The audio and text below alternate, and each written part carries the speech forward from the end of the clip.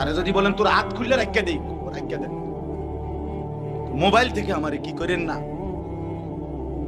হায় মুসলমান, হায় বাবা, এই পর্যন্ত যে যা দেখছো ভাইয়া, অর্জনটা কি, বেনিফিটটা কি, শারীরিক সুস্থতা কি হয়েছে, মানসিক তৃপ্তিটা কি হয়েছে, আখিরাতের পুঁজি কি হয়েছে, কিংবা দুনিয়ারে বা উন্নতি কি হয়েছে বলেন। গুনাহ দুনিয়াতে উন্নতি কি দিছে, গুনাহ আখিরাতে কি উন্নতি দিছে?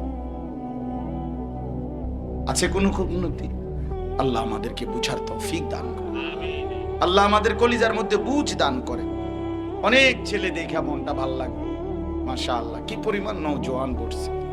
আল্লাহ প্রত্যেকটা যুবককে সেজদাওয়ালা বানিয়ে দেন। হায় যুবক, তোমরা যদি সেজদাওয়ালা হও, গোটা পৃথিবী নড়ে উঠবে, গোটা পৃথিবী নড়ে উঠবে। মুসলমানের যুবক যদি সেজদা দেয়, সব সংখ্যা গরিষ্ঠ অধিকাংশ গোটা পৃথিবীর দুশ্মনের সমস্ত পরিকল্পনা ব্যর্থ হয়ে যাবে। যুবক নড়লেই আল্লাহ খুশি হয়। হ্যাঁ হ্যাঁ, জানেন না, নওজোয়ানের নড়াচড়া আল্লাহর বেশি পছন্দ। 7 জন যুবক আসহাবে কাহাফের, ওরা 7 জন যুবক পুরা দেশবাসী মূর্তি পূজক, বাদশা মূর্তি পূজক, বাপ মাও মূর্তি পূজক, আর পাড়াপড়শি দেশবাসী আত্মীয় স্বজন সবাই মূর্তি পূজা করে।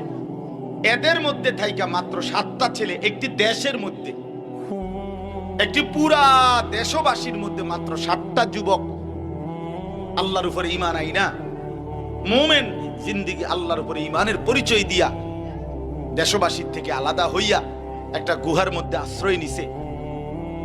গুহার মধ্যে গিয়া আল্লাহকে বলছে, রব্বানা আতিনা মিন লাদুনকা রাহমা, আল্লাহ আপনি আমাদের উপরে রহমত দান করেন, আর ওয়াহাইয়ি লানা মিন